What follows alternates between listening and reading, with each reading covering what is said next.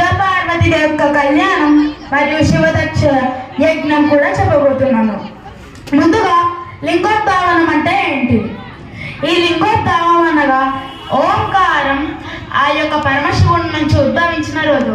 ఇవాళ ఆ ఓంకారంతో దేవతలందరికీ ఉపదేశించిన రోజు. ఒకసారి మహావిష్ణువుకి మరియు బ్రహ్మదేవునికి ఒక చిన్న గొడవ అవుతుంది. నేను గొప్ప అంటే నేను గొప్ప. బ్రహ్మ ఉండి శివునికి 5 తలలు, నాకు కూడా 5 తలలు, అందుకే నేనే శివునితో సమానమైన వాడిని, నేనే నీకన్నా గొప్పవాడిని అని అంటాడు. ఆయనకి 5 తలలు అవసరం వచ్చిన వాటికి ఉన్నాయి, నీకు ఏదో ఒక దాన్ని కోపం వచ్చిన బ్రహ్మ విష్ణుని నానా మాటలు అంటాడు. ఆ ఇద్దరి మధ్య గొడవని తట్టుకోలేక దేవతలందరూ మహాశివుణ్ణి వేడుకోవడం సాగారు.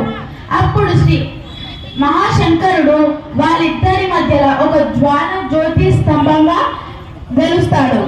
అప్పుడు ఆ లింగం నుంచి ఒక గంభీరమైన శబ్దం, మీ యొక్క ఇరువురిలో ఎవరైతే నా ఆది లేదా అంతాన్ని కనుక్కుంటారో వాళ్ళే గొప్పవారు అని చెప్తుంది ఆ యొక్క స్తంభం. అది విన్న బ్రహ్మ విష్ణు ఇరువురు విష్ణు పాతాళంలోకి, బ్రహ్మ స్వర్గంలోకి ప్రయాణిస్తారు. విష్ణు ఎంత వెతికినా ఆ యొక్క జ్యోతి స్తంభం యొక్క అంటుంది. ఇక చివరికి ఇతను మన యొక్క శ్మశానాలలో ఉండి ఆ భూత ప్రేతాలను ఊర్లలోకి రాకుండా కాపాడుతాడు.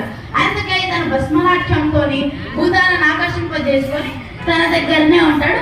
అతనే బోలాశంకరుడు, వృద్ధుడు, భీమేశ్వరుడు, నాగేశ్వరుడు అని పేరు చెప్పి అలసిపోతాడు నారదుడు. ఆ యొక్క మహత్యం తెలుసుకున్న మేనకాదేవి ఎంతో సంతోషించింది. అప్పుడు ఎప్పుడైతే ఆ యొక్క శివుడు వస్తున్నాడో దక్షునికి నచ్చక సతీదేవిని ఇంటి నుంచి వెళ్ళగొడతాడు.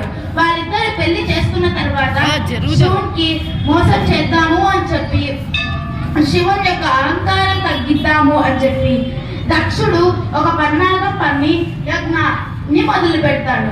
ఆ యజ్ఞంలో అందరూ దేవతల్ని పిలిచి తన మేనల్లుడైన శివుణ్ణి మాత్రం పిలవలేదు. అది తెలుసుకున్న సతీదేవి యజ్ఞానికి పిలవకుండా వస్తుంది. తండ్రి కాదు నేను ఎంత భర్తనేమనకండి అని అంటాడు. ఇక చివరికి ఆ యొక్క జ్వరాశంకరుడిని నానా మాటల వల్ల ఆ యొక్క సతీదేవి ఆ యొక్క మాటలు వినలేక మంటల్లో దహనం అయిపోతుంది. ఈ యొక్క సజీవ దహనాన్ని తెలుసుకున్న శివుడు కోపనాట్యంతో తన కేశాలను తీసి కైలాస భూమిలోకి కొడతాడు.